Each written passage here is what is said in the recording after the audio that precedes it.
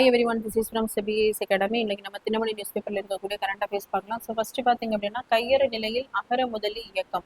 So இந்த topic group one main syllabus paper 3 Tamil சொசைட்டியில் வந்து கவர் ஆகும். தமிழில் வீரமா முனிவர் தொகுத்த சதுர் அகராதியை படித்து பொருளறிந்து கொள்வது லகுவாக இல்லை என்பதால். ஸோ நமக்கு 1732 ஆண்டு பார்த்தீங்க அப்படின்னா Italian missionary Constantine Joseph Beschi. So இவருடைய அந்த தமிழ் மீதுள்ள பற்றினால் பார்த்தீங்க அப்படின்னா இவருடைய பேரை வந்து வீரமா முனிவர் அப்படின்னு பெயர் மாற்றம் பண்ணப்பட்டிருப்பார். இவர் தான் முதலாக அந்த தமிழினுடைய அகராதியை வந்து தொகுத்து வழங்கியவர். ஸோ இவர் பார்த்தீங்கன்னா பெயர் அகராதி, பொருள் அகராதி, தொடர் அகராதி, ஸோ இந்த மாதிரி அகராதிகளா என்ன பண்ணிருப்பாருன்னா தனித்தனியா பிரிச்சு அந்த தமிழுக்கான அந்த டிக்ஷனரியை வந்து உருவாக்கி இருப்பார். ஸோ இது லகுவாக இல்லை அப்படிங்கிறதுக்காக தமிழ் சொற்களை தமிழ் அகராதியாக தொகுக்க 1974 ஆண்டு வந்து செந்தமிழ் சொற்பியற்பியல் அகர முதலி திட்ட இயக்கத்தை 1974 ஆண்டு முதலாக கருணாநிதி அவர்கள் தலைமையில வந்து தோற்றுவிக்கப்பட்டிருக்கும்.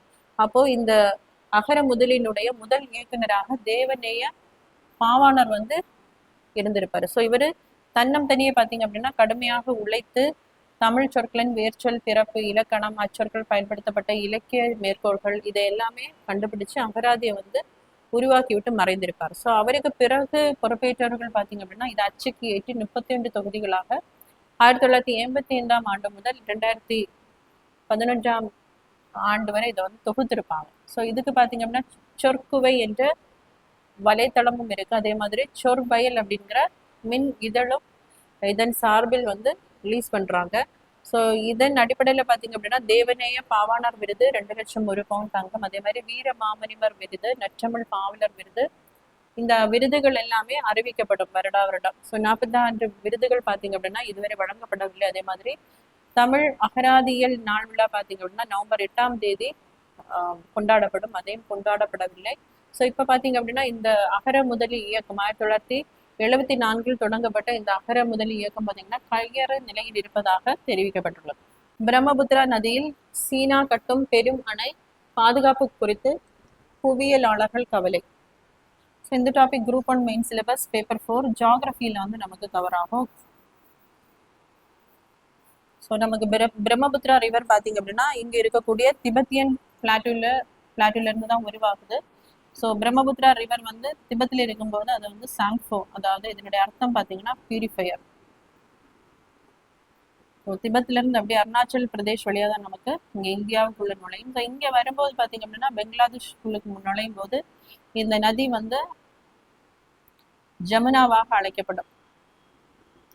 அதுக்கப்புறமா இங்கிருந்து கங்கா ரிவர் பெங்களாதேஷுக்குள்ள வரும்போது கங்கா ரிவர் பார்த்தீங்க அப்படின்னா பத்மா அப்படின்னு அழைக்கப்படும். இரு நதிகளும் இணைந்து மேகனாவாக மாறி நமக்கு பார்த்தீங்க அப்படின்னா பே ஆஃப் பெங்கால்ல கடல்ல போய் கறக்கும். அதே மாதிரி இந்த சாங்ஃபோ ரிவர் பிரம்மபுத்திரா பார்த்தீங்கன்னா நமக்கு இந்தியாவுக்குள் நுழைந்த பிறகுதான் அது பிரம்மபுத்திரா ரிவர் அப்படின்னு அழைக்கப்படும். ஸோ இந்த திபெத்தில் பிரம்மபுத்திரா நதியில் சீனா வந்து பார்த்தீங்க அப்படின்னா அருணாச்சல பிரதேச மாநிலத்தை ஒட்டி எல்லையிலிருந்து சுமார் 50 கிலோமீட்டர் பக்கத்திலே பார்த்தீங்கன்னா ஒரு பெரும் அணையை வந்து கட்டிட்டு வர்றாங்க. இதுல இருக்கக்கூடிய அந்த ஃபால்ட் பார்த்தீங்க அப்படின்னா பைஜன் பிளவு வந்து கரெக்டா இந்த அவங்க உருவாக்கக்கூடிய அந்த அணையின் கீழே இருக்கு. அதே மாதிரி இது எந்த காலத்தை சேர்ந்தது அப்படின்னா பிளிஸ்டோசின் காலம். ஸோ நம்ம வந்து இந்த ஜியாலஜிக்கல் டைம் ஸ்கேல பார்த்தீங்க அப்படின்னா ஃபர்ஸ்ட் வந்து இயான்ல இருந்து பார்த்தீங்க அப்படின்னா எரால இருந்து பீரியட், அதுக்கப்புறமா எப்போக். ஸோ இது பார்த்தீங்க அப்படின்னா ஃபெனிரோசாயிக் இயான்ல. ஸோ எரா பார்த்தீங்க அப்படின்னா நமக்கு சீனோசாயிக் எரா. இதில் பார்த்தீங்க அப்படின்னா குவாட்டர்னரி பீரியட். இந்த பீரியட்ல பிளிஸ்டோசின். ஸோ இந்த எப்போக்கை சார்ந்தது தான் பார்த்தீங்க அப்படின்னா இந்த பைஜன் பிளவு. அதாவது சுமார் 9500 ஆண்டுகளாகவே இந்த பிளவு வந்து இருந்துட்டே இருக்கு. அருணாச்சல பிரதேசத்துக்குள் நுழைந்து பின் வங்காளதேசத்துக்கு பாயும் முன் பிரம்மபுத்திரா நதியின் யூ வளைவுக்கு அருகில் உள்ள அந்த ஹிமாலய மலைத்தொடர்ல பார்த்தீங்க அப்படின்னா பல்வேறு சவால்களுக்கு மத்தியில தான் இந்த அணையை வந்து கட்டிட்டு இருக்காங்க. ஏன்னா இங்க வந்து மேஜர் ஃபால்ட் இருக்கு. இதுல வந்து அந்த டெக்டானிக் பிளேட் மூவ்மெண்ட் தான் நடந்துச்சுன்னா இது எதை பாதிக்கும்னா அந்த அணையை வந்து பாதிக்கும். அதே மாதிரி உலகின் சுவராக கருதப்படும் திபெத்திய பீடபூமியான அதன் கீழே உள்ள டெக்டானிக் தகடுகளால் அடிக்கடி நிலநடுக்கம் ஏற்படக்கூடிய ஏரியா தான் இந்த அணை கட்டக்கூடிய இடம். ஸோ அதனாலதான் பாத்தீங்க அப்படின்னா எச்சரிக்கை வந்து விடுக்கப்பட்டிருக்கு. சமூகத்தை மேம்படுத்த வாழ்வை அர்ப்பணித்தவர் மன்னத்து பத்மநாதன். ஸோ இந்த topic group 1 main syllabus paper 2 social ரிஃபார்மர்ஸ்ல வந்து கவர் ஆகும். சமூகத்தை மேம்படுத்த தமது வாழ்நாளை அர்ப்பணித்தவர் பார்த்தீங்க அப்படின்னா மன்னத்து பத்மநாதன். ஸோ இவருக்கு புது டில்லியில் சிலை வந்து அமைக்கப்பட்டிருக்கு. ஒவ்வொரு மனிதரும் சமத்துவம் மற்றும் கண்ணியத்துடன் நடத்தப்பட வேண்டும், சம வாய்ப்பு கொடுக்க வேண்டும். அதே மாதிரி பார்த்தீங்கன்னா கல்வி நிறுவனங்கள் மற்றும் சமூக நிறுவனங்களை ஏற்படுத்த சாதாரண மக்களிடம் கிடைத்த அந்த சிறு சிறு பங்களிப்புகளை கொண்டு வந்து இவர் கல்வி நிறுவனங்களை வந்து ஏற்படுத்தியிருப்பார். ஸோ இது கேரளாவை சேர்ந்தவர். வைக்கம் சத்தியாகிரகா 1924 நடந்ததுல பார்த்தீங்க அப்படின்னா இவர் பங்கேற்றிருப்பார். அதே மாதிரி இவருக்கு பாரத கேசரி அப்படிங்கிற பட்டமும் வழங்கப்பட்டிருக்கு.